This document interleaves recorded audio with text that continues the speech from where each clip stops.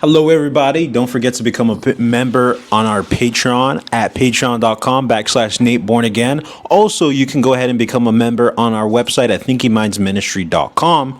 So just in case I ever get banned, you guys can go ahead and continue watching my content. I also post content on there free of ads, early exclusive content. Also, I do post content on there that I can't post on YouTube. But anyways, we're going to go ahead and get into the topic of this video, which is Israeli Olympic athlete Karina Pritika gets unalived by Muslims. And I'm sorry if I pronounced her last name incorrectly. But today is a very serious video because this Olympic athlete, unfortunately, was unalived by Muslims on October 7th. And if you guys aren't aware of what October 7th is a very tragic day for Israelis because this is a day whenever Hamas, a Islamic extremist group, decided to go ahead and attack Israel, which is very, very sad and unfortunate. But the reason why I call them an extremist group is because I don't believe that they're extremists. I believe that they actually represent what Islam and their religion stands for. Because when you actually look at Islam and the practices of what Muslims believe in, nothing about this is extreme. This is actually what a normal, regular Muslim following the Quran would actually do. So whenever we look and we call them extremists, it kind of downplays how negative of an impact Islam has on the whole world. We must first realize that this isn't an extremist issue, but this is an Islam issue. I don't know any other religion, for the most part, where we have an extremist issue. Only Islam has this issue, guys, because they're not truly, genuinely extremist, guys. It's because it's genuinely at the heart of it an Islam issue. And so whenever we get into it, guys, as you guys can see, this Israeli Olympic athlete, she was unalived, unfortunately. I'm going to go ahead and read the article fairly quickly. It states, at the beginning of the Paris Olympics 2024, the Japanese media personnel were talking about Palestinian athletes losing their family members. In my opinion, many Israelis also lost their family members, leaving behind irreparable scars in their mind. To them, the athlete's performance, international competition matters, and their prizes mean a lot. On October 7th last year, a hopeful gymnast, Karina Pritika, was shot to point blank by Hamas on October 7th. She was deceased after getting by a Muslim. She was a hopeful Israeli rhythmic gymnast and was one of the lost lives at the Supernova Music Festival in Kibbutz Ram. So guys, unfortunately, she's not the only one who lost her lives. But we do see that this is a common trend of Muslims and Islam. And whenever they say that they bring a religion of peace, they're far from it. And not only are they not a religion of peace, but they also bring the sword wherever they go. And we see that this is actually something that is taught in their Quran. So this isn't just my opinion. This isn't just one specific instance. This isn't me generalizing Islam or the whole religion based off of one individual scenario. But this is actually looking at Islam and what it teaches. Because as you guys may know, I don't judge Hindus, Christians, Muslims, or any other religion based off of individuals. I judge them based off of the texts that they follow. Right? So for example, if you see a person who claims to be a Christian and they become a PDF file like Muhammad did with Aisha, it's not that he's following the Bible. He's just one specific scenario that is using the name of Christ for his own gain, or he's actually just not using the name of Christ, but he just so happens to be a quote unquote Christian, which we know he's not. But you guys get my point. However, whenever it comes to Islam, we see many people doing these horrific acts such as murdering. We see them being PDF files and things of that nature, just doing these very sick, vile things. However, the difference is their actual Quran, their holy texts actually teach them and allow them to do these things. For example, Muhammad was a 6-year-old man who married a 6-year-old little girl. So whenever you see child bride marriages all throughout the Middle East and Africa and Southeast Asia, it's not because they're just weird extremist Muslims. No, it's because their false prophet and their Quran teaches them it's okay to do so. But much more interesting than that, guys, let's go ahead and read the Quran directly for itself. Let's not go ahead and give our opinions. Let's not go ahead and use specific scenarios. Let's actually use the Quran, the holy text that they believe in, to go ahead and prove our claims and our point.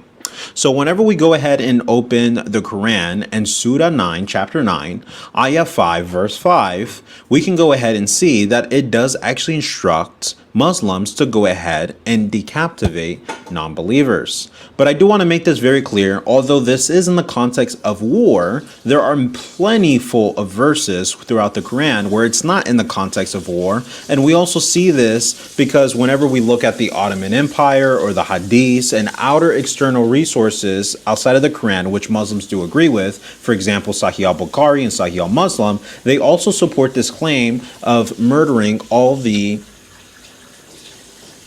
specific religions, to put it in other ways, because I don't want to get censored for being quote-unquote Islamophobe.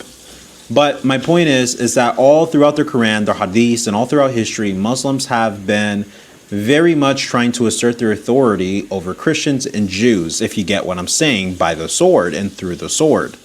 And so this is my issue with Islam, not because they want to believe in a false god, but because they genuinely want to go ahead and destroy all of humanity if we don't seek after Islam and their false belief systems, right? And so this is a common trend, and this is why Muslims today are doing a lot of terroristic acts in the name of Allah, alhamdulillah. And the reason why is because Allah feeds on this blood. And by the way, I'm not a Muslim. But whenever we read Quran 9:5, no matter which version of the Quran you read, whether you want to go ahead and read Sahih International, T. Usmani, Mas Abdel Halim, Al-Mududi, M. Pikha, Yusuf Ali, and just the list of Quran versions just go on. I mean, there's just too many different versions to count. So I'm just going to go ahead and put my finger on one random version of the Quran because we know the Quran is corrupt and has too many versions to count. So instead of using, all these other versions, we're going to stick to just one. And the one I'm going to use is Sahih International, which I'm assuming they call it that because it's an international version. So it's a little softened down. But this is the most popular version of, the Quran. And I know there's other versions and they have different variations. They might have different meanings because, of course, the different versions of the Quran are not perfect and they don't align with each other. But you guys will get the general idea or concept. So whenever we look at the Sahih International version of the Quran in chapter 9, verse 5, it states, "And when the inviolable months have passed, then the polytheists, wherever you find them, and capture them and besiege them and sit and wait for them at every place of ambush. But if they should repent, establish prayer and give zakah, let them go on their way. Indeed, Allah is forgiving and merciful." So as long as these quote-unquote polytheists, which is basically anyone who's a non-Muslim, they call everyone pagan, but it's a hypocritical double standard because they themselves are pagans praying to a Kaaba stone, but that's a whole nother topic. So basically any non-Muslim, it says to go ahead and if they don't convert to Islam. So they must forcibly convert to Islam. However, if they don't convert to Islam, or if they have enough money to not convert to Islam, they can pay this thing called jizya tax. But if they're broke, Allah doesn't love them. Allah does not care for them. That's made very clear in the Quran. And so there's no way you can put this specific verse in context, because even in a time of war or not in a time of war, this is never okay. And it shows the true intention and motivation between Allah and behind his thinking. Because Allah is really Satan, right? It's a false deity, it's a false god. And so when we look at the intention of Allah, it's made very clear that if you don't have enough money, you don't have the opportunity to be free. Because if you don't have enough money, they're going to, if you choose not to follow Islam. And that's the unfortunate reality for poor people who choose not to follow Islam all throughout Islamic states. But guys, this is genuinely Islam for you. And this is why you see that there's such a huge issue with the Yazidi people and Muslims. And this is why Muslims are overtaking the Yazidi woman. And if they're too old, they burn them until they are deceased. And the reason why they do this is because they don't want to grape them. They're not interested in them, which is kind of weird because, you know, Muhammad, he didn't care what it looked like. He was just liking everything. But anyways, these new Muslims aren't like that. So if they're not little children, if they're not young enough for them, then they're going to go ahead and burn them because there's no reason to have them alive. You know, and all the men who choose not to convert to Islam, they do the same thing to them. But guys, this is the reality of Islam. It's such a loving, peaceful religion that they just want to spread ketchup all across the world. How much more loving can you guys get than that? Let me know what you guys think about this in the comments below. It's very sad what happened, though, to the Israeli lady, Karina, how she was caught up in this because she was supposed to go to the Olympics, which is a great accomplishment for an athlete. Not that the Olympics means anything anymore now in 2024, but back in the day, I would say it probably did mean something, you know, but let me know what you guys think about this in the comments. Please smash that like button, subscribe, turn on notifications, share it with someone that you guys believe it could be edifying for. And if you enjoyed this video, please go ahead and donate, buy me a coffee, or go ahead and become a member. God bless you guys.